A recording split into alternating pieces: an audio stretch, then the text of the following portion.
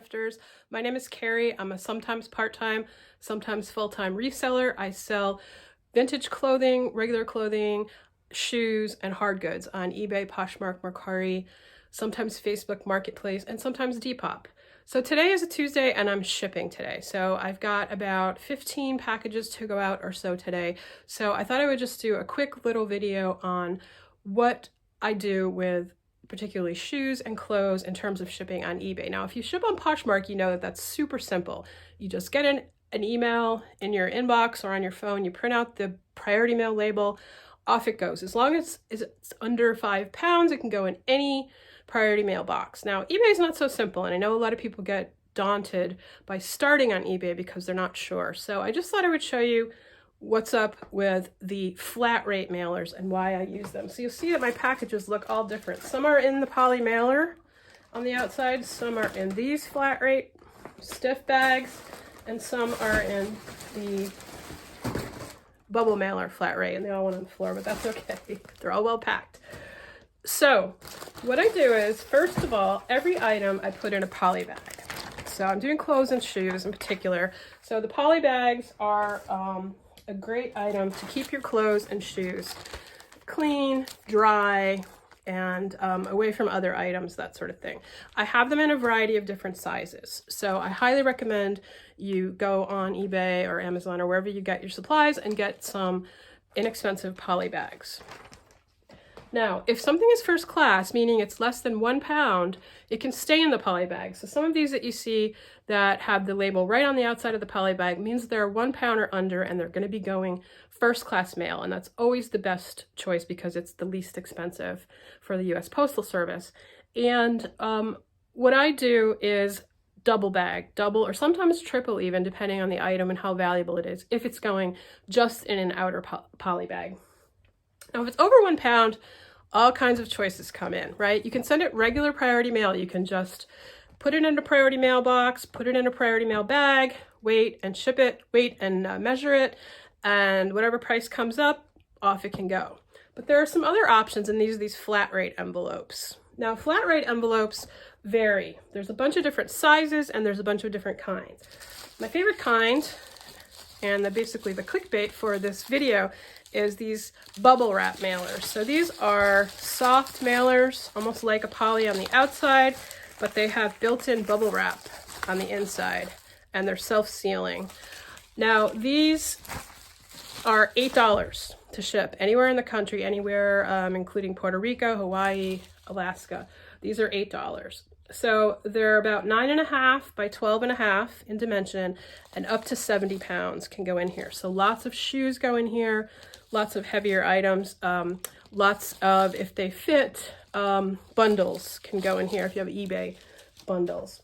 Now those are $8. There are some cheaper ones, right? So this is called the eBay flat rate legal size envelope. And this one is 15 by 9.5. But it's a stiff cardboard, so it's not as flexible. I can fit something like a jean jacket in here, a sweatshirt, a sweater, of course, a dress. These all go in here because these are $7.70 on eBay. Now, it doesn't sound like much difference, right? You've got a 30 cents difference. But when you're sending out a lot of packages, that 30 cents can really add up. And I highly recommend having these things on hand. So order some bubble mailers, order some flat rate mailers. There's another size which I'm out of, which is a little bit smaller, and it's just called the flat rate mailer. So it's not bubble wrap, and it's not this legal size. It's a little bit shorter than this, and that one goes for $7.40. So if you have just a heavy sweatshirt, for example, that is over 1 pound, so again, this is anything over 1 pound, it might fit in the $7.40 flat rate bag mailer. So it's worth investigating these. Go to USPS.gov. Order your supplies. It is taking a while for supplies to get here these days, so as we're having issues shipping mailing out and timing, it's also a little bit longer to get the supplies in, but they're all free. They get delivered free. They can come in small or large sizes, so if you don't have a lot of storage space, you don't have to get a lot of them, but they're definitely something that you want to have on hand. So I'm going to show you a couple examples of me shipping out some clogs, some Uggs, and also a jacket that I had to clean up before I shipped it out. So Welcome to my channel. Thank you so much for watching. I really appreciate it. Okay, so I'm going to show you just shipping a pair of clogs. These are Born clogs. They were brand new, and I paid $4.99 for these. I sold them for $89.99. So what I'm going to do first is put each clog in a separate poly bag. Now sometimes if I have sneakers, I'll put the sneakers together in the same poly bag, but I find that it protects the shoes from actually rubbing against each other in shipping, particularly if you have leather of some kind. So I just like the extra protection each shoe gets, and it goes in a separate poly bag. Just very quickly like that, kind of wrap them up. Now, the USPS has these cardboard shoe boxes. They come like this, and you literally just fold them like this, so they look about the size of a shoebox. So these could certainly go in this shoebox. Problem with the shoebox is that this is just regular priority mail, and with a heavy pair of shoes, you're going to pay much more than you would pay $8 if you can fit them into the flat rate envelope. So these are a size 6. They'll easily fit inside of the flat rate bubble mailer envelope. So this is the bubble mailer. It's a little more flexible than these flat rate envelopes that are cardboard. This is actually poly with the bubble wrap. So just pop these in here. They're going to go for $8 no matter what the weight, so that's a great deal. They easily fit at that size. Now I've even heard stories of people, if they have a pair of shoes that just barely fits, taking a hair dryer and kind of stretching out the bag a little bit to get them in there. That's a little bit extreme, but you know what it takes depending on the cost to get them there. So these are ready to go to be labeled, and they're only going to be $8 to ship. Next I have these really, really pretty pair of Uggs. These are the shorter Uggs, but they have this shimmery purple color. They're in beautiful condition.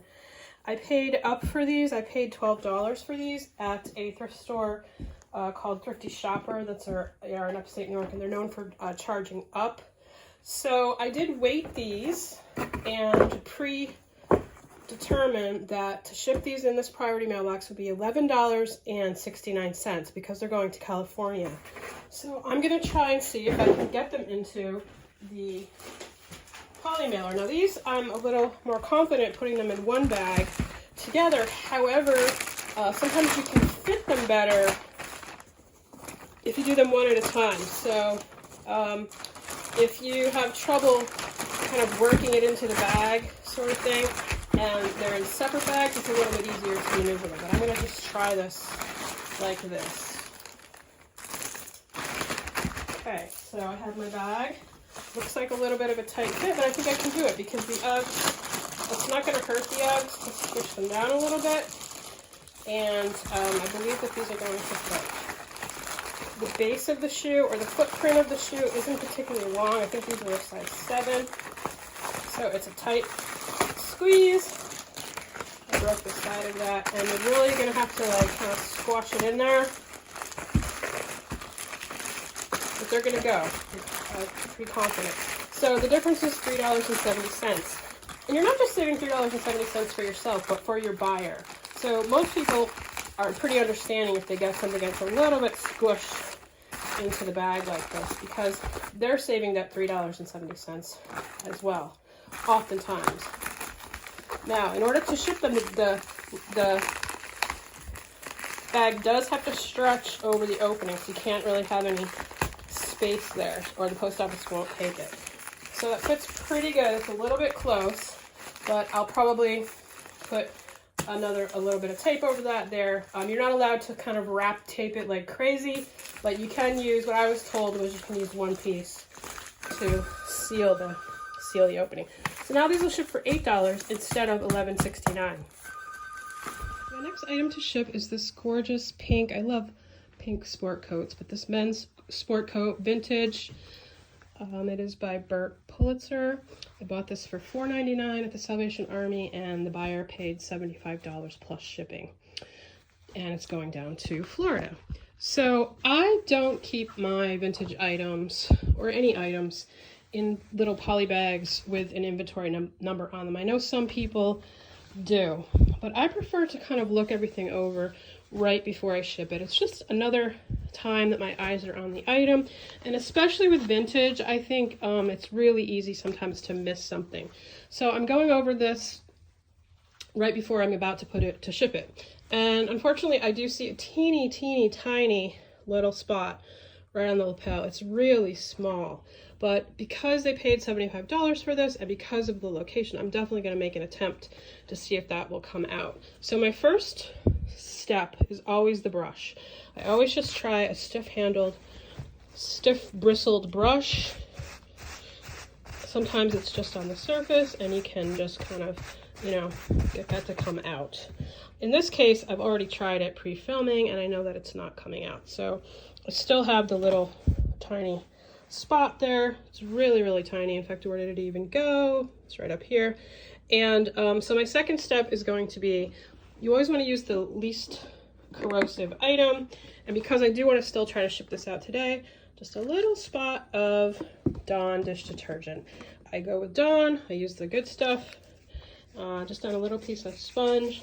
And I'm just going to try to dab it just to get a little bit of the liquid detergent down in there. And then I'm going to let it set and we'll take a look and see, you know, if that comes out. I'm pretty sure it will. So in this case, the little dab of liquid and the brush off didn't work. And if you look really closely in the weave of the jacket, you can see that it's kind of like down in there a little bit. So what I'm going to do is actually take a needle, just a tiny sewing needle, and I'm going to use that to just dab down in underneath the fabrics and to just sort of push the liquid detergent down into where the actual stain has like seeped down in. Be very careful not to prick it and to pull the weave, because you're going to have, you know, you're going to end up not being able to sell it for this just tiny stain. Just pushing the dish detergent down in there, and then once we rinse this, it's very likely this is going to come out. My stain is gone, so you can see the jacket is wet up here at the collar. I took it under the sink, rubbed it a little bit, remembering that, you know, the stain wasn't on the surface, and you definitely want to be careful of that weave. It's a very delicate weave. What you're trying to do is get down underneath the weave to do the cleaning. So it looks like it's gone. I'm going to hang this up to dry. I have a gas fireplace heater, and I'm going to hang it over there, and we'll see what the result is, but I think it's going to be great. Okay, so that's the end of the video. I'm off to the post office. Beck and I are going for a ride, and we both want to thank you so much for watching. I have some wet solds and an estate sale video that I'm getting ready to film, or edit, I should say. So thank you again. Happy thrifting, everybody.